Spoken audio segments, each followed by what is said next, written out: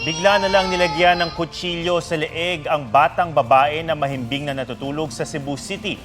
Ang may hawak ng patalim at nagbi-video ang tatay niya na isang taxi driver.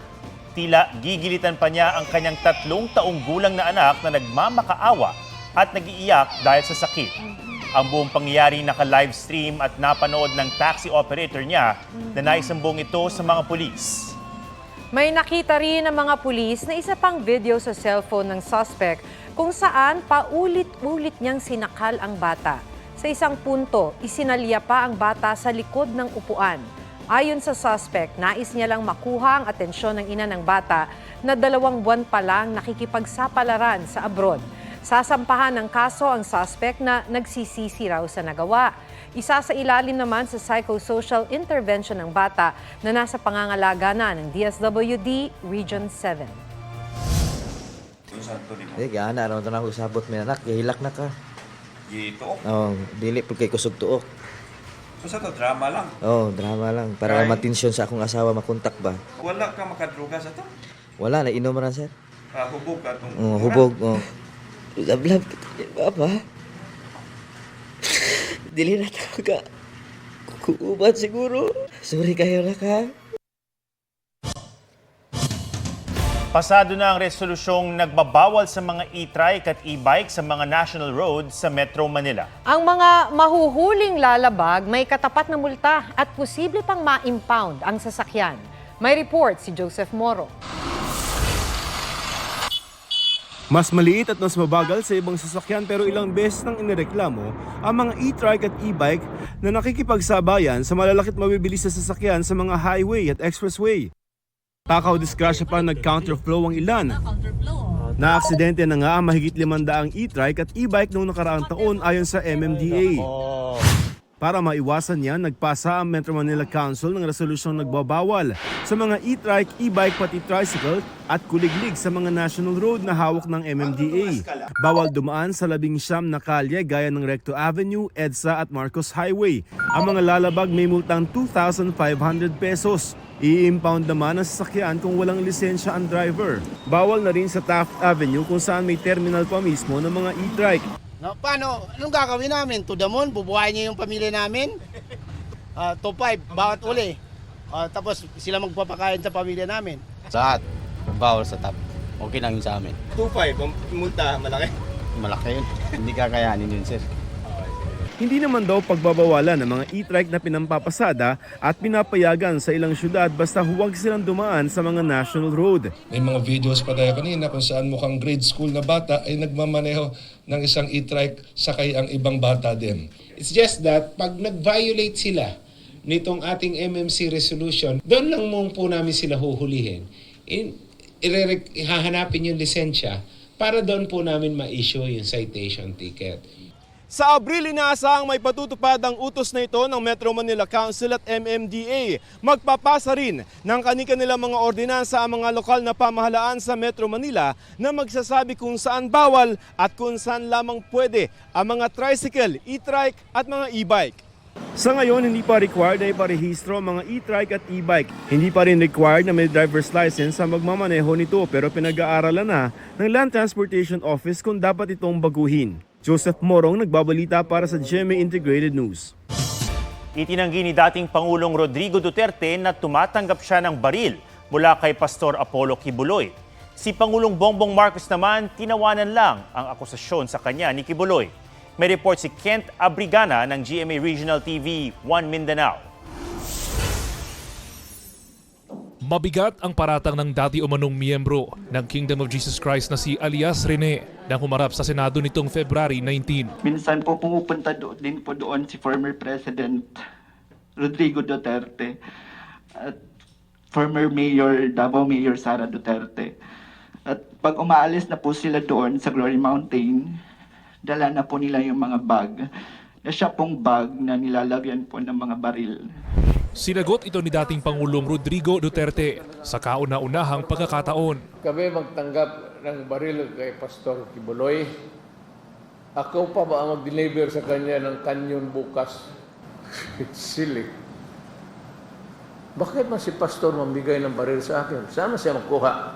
Kung magsabi siya wala siyang baril, bigyan ko siya.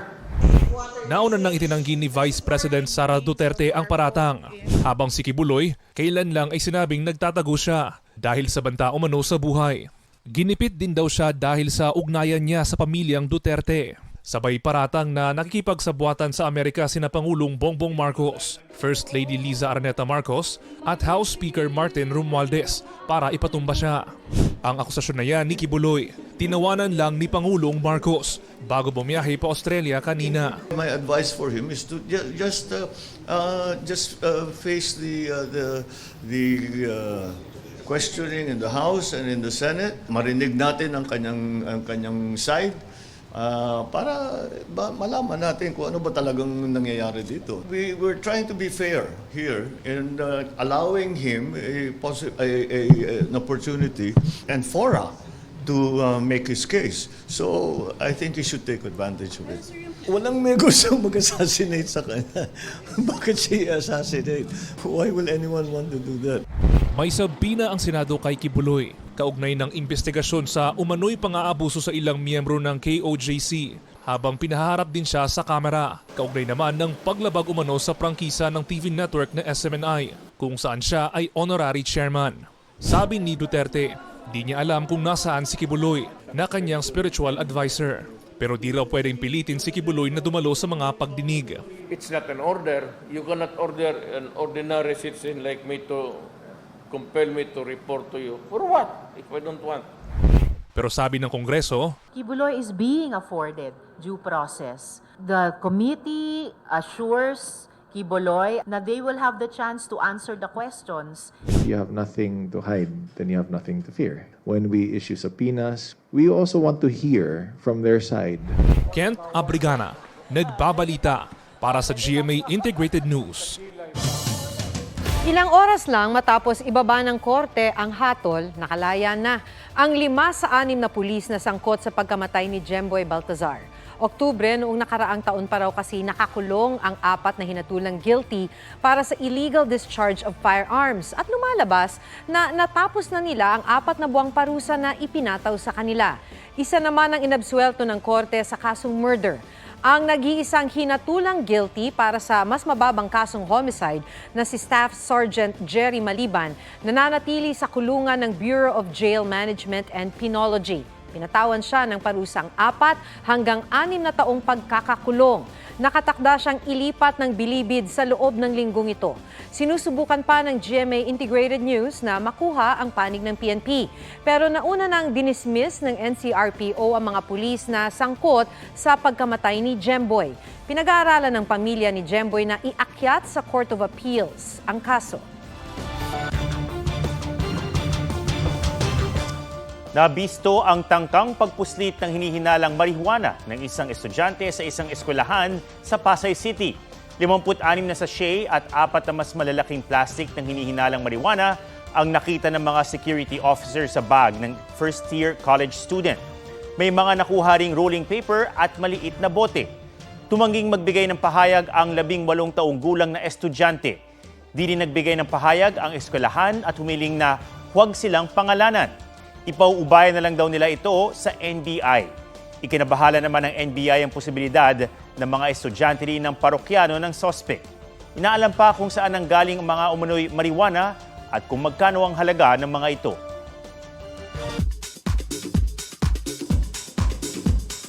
Nakatakdang bumisita sa bansa ang South Korean oppa na si An Bo-yoon. Bigati naman ang mga kasama ni J-Hope ng BTS sa kanyang upcoming special album. May report si Katati Bayan. All set na para sa first ever fan meet sa bansa ni An Bo-yoon. Gaganapin niyan sa May 25 sa Quezon City. Nakilala si Bo-yoon sa K-drama kabilang ang 81 Class, Yumi Cells at My Name. Naghahanda namang mag-release ng debut mini-album ang South Korean pop group na Baby Monster. Ayon sa YG Entertainment, nakatakda ito ilabas sa April 1. Ni-reveal na rin ni J-Hope ng BTS ang tracklist ng Hope on the Street Volume 1. Kasama sa special album ang solo version ng 2023 song na On the Street featuring American rapper J. Cole. I Wonder with fellow BTS member Jungkook. Lock, Unlock with American record producers Benny Blanco and Nile Rodgers. At I Don't Know kasama si Ha Yoon-jin ng K-pop group na Les Seraphim. Bukod sa album, maglalabas din ang docuseries si J-Hope this month. Katatibayan, nagbabalita para sa GMA Integrated News.